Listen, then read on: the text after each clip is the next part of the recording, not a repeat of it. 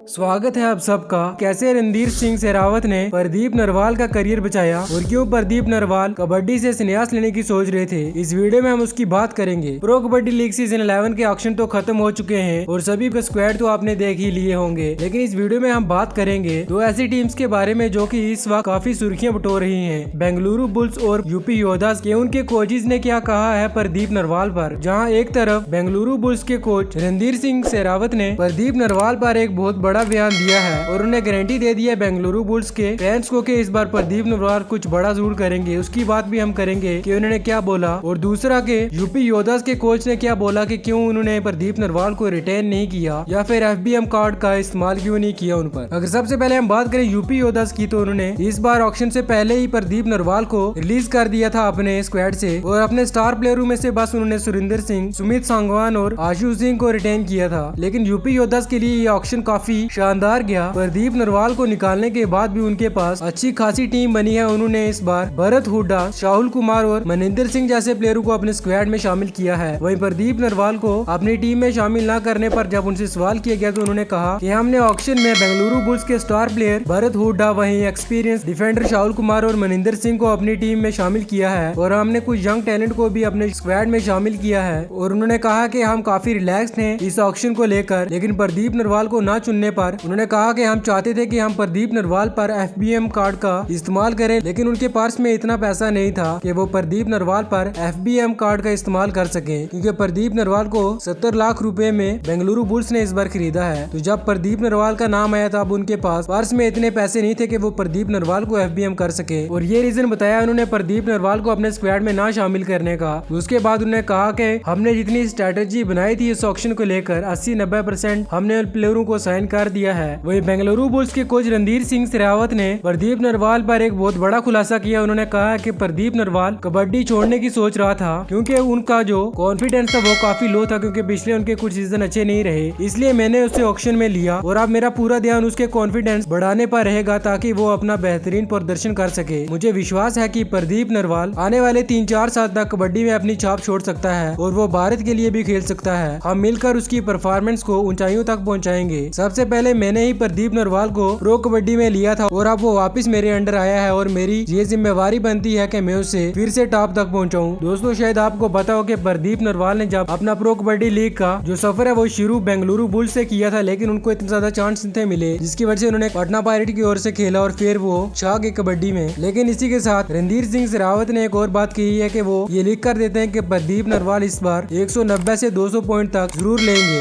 और साथ में उन्होंने कहा कि हमने पवन शेरावत को ऑक्शन में इसलिए नहीं गए क्योंकि हमें पता चल गया था कि इस बार FBM कार्ड का इस्तेमाल होना है और पवन शेरावत को तेलुगु टाइटंस नहीं छोड़ेगी, इसलिए वो उनके पीछे नहीं गए। तो दोस्तों, आपका इस पर क्या कहना है, कमेंट बॉक्स जरूर बताना। वहीं स्पोर्ट्स के अपडेट के लिए हमारे चैनल को सब्सक्राइब करना। मिलते हैं अगली वीडियो में।